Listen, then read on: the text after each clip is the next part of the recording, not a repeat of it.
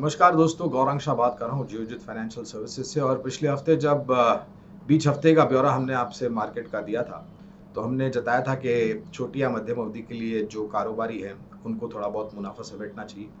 आ, क्योंकि जिस तरीके से हमने पिछले कुछ दिनों में ऊपर की तरफ के दायरे देखे थे, तो जायज़ था कि बाज़ार में थोड़ा बहुत मुनाफा वसूले आए, बाज़ार थोड़ा बहुत करेक्ट हो और बाज़ार की सेहत के लिए ये ज़रूरत भी है। आ, कारण चाहे वो पिछले 7 या 8 हफ्तों में जिस तरीके से हमने ऊपर की तरफ के दायरे देखे हैं, खास करके जून 17 के आसपास जो हमने निचला स्तर देखा था, उसके पश्चात जो रिकवरी हमने मार्केट में देखी, या फिर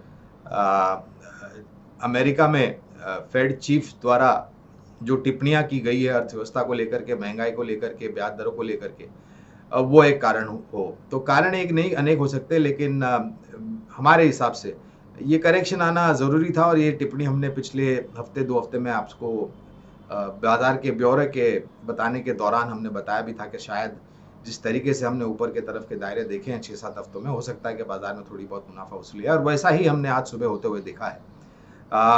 स्तर जो हमने सुबह का देखा था दोस्तों, वहाँ से बहुत ही अच्छी रिकवरी हमने आते देखी है। कहने का तात्पर्य ये है कि जब ऐसा करेक्शन आता है, तो जो अक्लमंद निवेशक होते हैं वो अच्छी और मजबूत कंपनियों में मौका ढूंढते हैं करेक्शन का या फिर मूल्यांकन का फ़ायदा उठाते हुए लंबी अवधि के लिए निवेश करने के लिए। और जो टिप्पणियां अमेरिका में जैक्सन होल में की गई, उसके कारण अमेरिका बाजार में असर आया नीचे की तरफ। उसके कारण बाकी अन्य एशिया बाजार जब आज सुबह खुले, तो वहाँ पर भी हमने करेक्शन आते देखा। लेकिन हमारे यहाँ पर आज सुबह सोमवार को हफ्ते की पहली शुरुआत जो है, वो देखते हुए मुझे लग रहा है कि एक बढ़िया मौका होता है गिरावट पर खरीदारी करने का। ये हमने राय पहले भी दी थी, ये राय हम आज भी दे रहे हैं, क्योंकि जो स्तर सुबह का था खुलने का और जो मौजूदा स्तर है, उससे आपको थोड़ी बहुत जानकारी दे दूं। सेंसेक्स कामकाज कर रहा है 58,015 पर। नीचे के तरफ के 830 पॉइंट के अंक का करेक्शन है।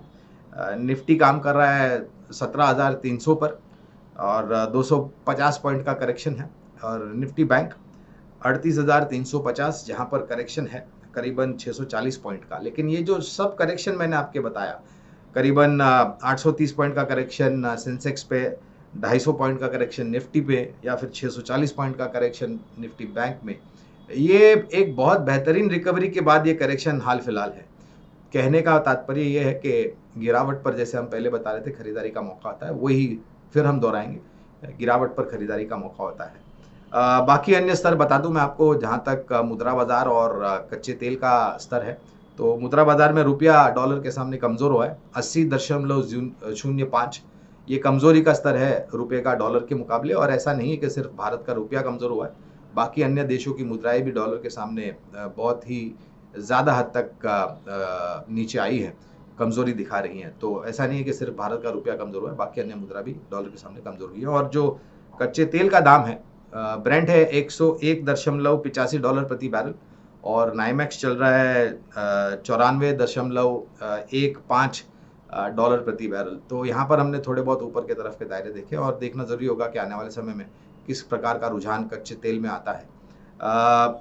ये जो करेक्शन हमने देखा है दोस्तों, और जैसे हम अक्सर राय देते हैं कि करेक्शन में निवेश का मौका होता है, और जिस तरीके से पिछले 2 या 3 हफ्तों में हम कुछ निवेश लायक रणनीति आपके सामने रखते हैं, कुछ शेयर के बारे में सुझाव रखते हैं आपके सामने बुनियादी तर्क के आधार पर, तो क्योंकि ये करेक्शन है, तो उचित होगा हमारे लिए कि फिर से कुछ निवेश लायक क्षेत्र में स्टॉक्स जो है, शेयर जो है, उसके बारे में हम चर्चा करें। तो आज हम बात करेंगे 2 अलग अलग क्षेत्र की।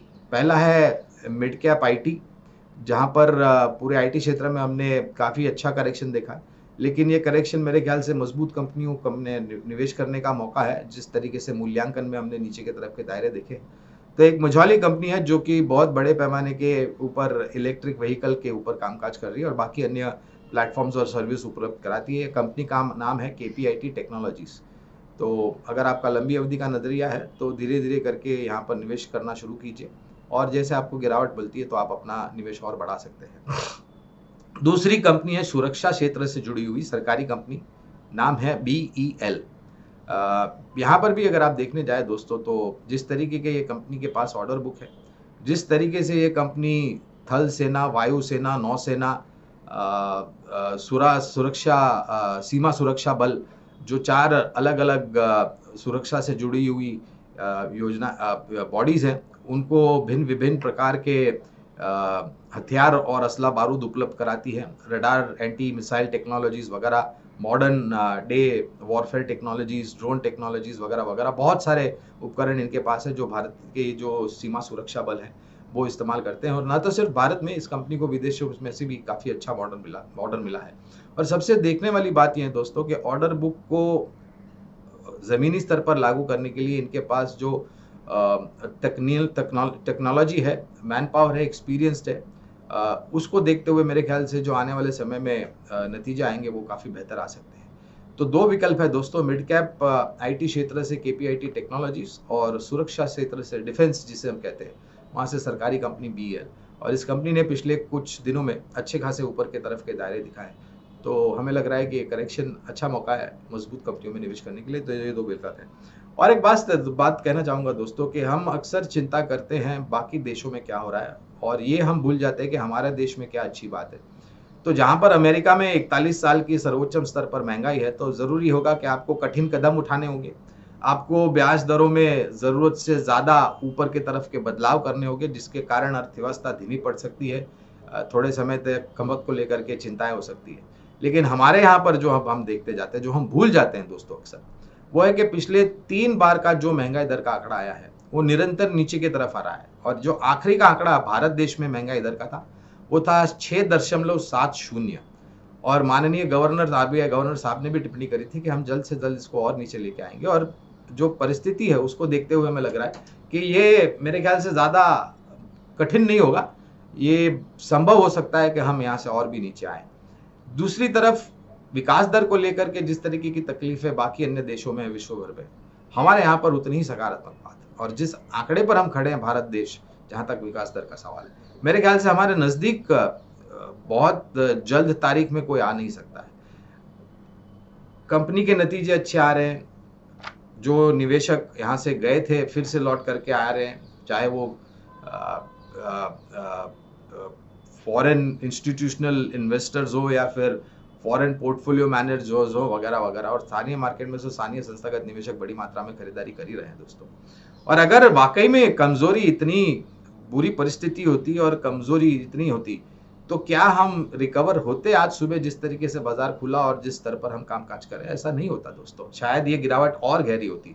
लेकिन वास्तविकता ये है कि जो सुलझे हुए और जानकार निवेशक हैं, इस तरीके का करेक्शन का फायदा उठा के बाजार में अच्छी कंपनियों में निवेश कर रहा है। तो उसी तर्क के आधार पर हम भी आपको यही कहेंगे कि आपको भी मौका लेना चाहिए। खाली एक ही है, पूरी ताकत लगा करके निवेश मत कीजिए, थोड़ा थोड़ा करके निवेश शुरुआत कीजिए। 25-30% जो भी आपके निवेश लायक पूंजी आपके पास, और जैसे आपको गिरावट मिलती है वैसे धीरे धीरे करके आप अपनी गिरावट का फायदा उठा करके आप अपने निवेश को बढ़ा सकते हैं। तो ये रणनीति मेरे ख्याल से काफी सकारात्मक साबित होगी। और एक सुलझे हुए निवेशक के साथ साथ जो पूंजी आपने निवेश की है, अगर लंबी अवधि में आप समय देते हैं तो आपको उसके ऊपर अच्छा खासा मुनाफा भी मिल सकता है। तो हमेशा एक चीज याद रखें, गिरते हुए बाजार में समझदारी होती है अच्छी कंपनियों में निवेश करने के लिए। हमारी बातों को शांतिपूर्वक सुनने के लिए आपका बहुत बहुत धन्यवाद। अगले हफ्ते तक अपनी सेहत का ध्यान रखिए और एक सुलझे हुए निवेशक बनिए, न कि उलझे हुए कारोबारी। धन्यवाद आपका।